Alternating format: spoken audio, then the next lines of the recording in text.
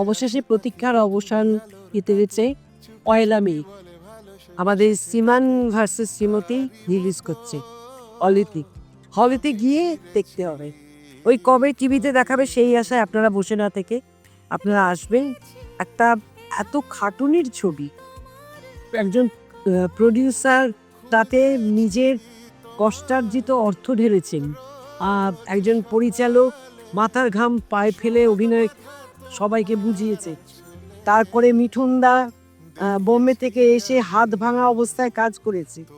আমাদের অঞ্জন দত্ত, তিনি প্রত্যেকবার গান গেয়েছেন, মনিটর থেকে শুরু করে যতবার হয়েছে ততবার গান গেয়েছেন।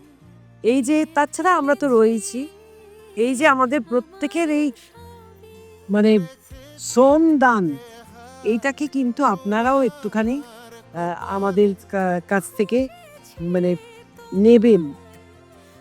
হলে এসে একটা করে টিকিট কেটে আপনারা আসবেন। হ্যাঁ, অনেকেই বলেন যে আজকাল নাকি টিকিটের অনেক দাম হয়ে গেছে। তাতে কি হয়েছে, সব জিনিসেরই তো দাম বেড়েছে। সবের ব্যাপারেই যখন খরচ করেন তখন না একটা টিকিটের ব্যাপারে খরচা করবেন। কারণ আপনারা না এলে এই যে প্রডিউসার নতুন কাজ করতে এসছেন কাহার, তিনি কিন্তু দ্বিতীয়বার আর ফিরে থাকাবেন না। কারণ তার যতই টাকা থাক, কষ্ট করেই তাকে উপার্জন করতে হয়েছে এই টাকাটা। এমন একটা জায়গায় ফেলবেন উনি টাকা, সেখান থেকে যদি কিছু না ফেরত করেন তাহলে আমরা সকলে কিন্তু এবং কাঁপবেন আপনারাও। কারণ ভালো ছবির থেকে আপনারাই বঞ্চিত হবেন।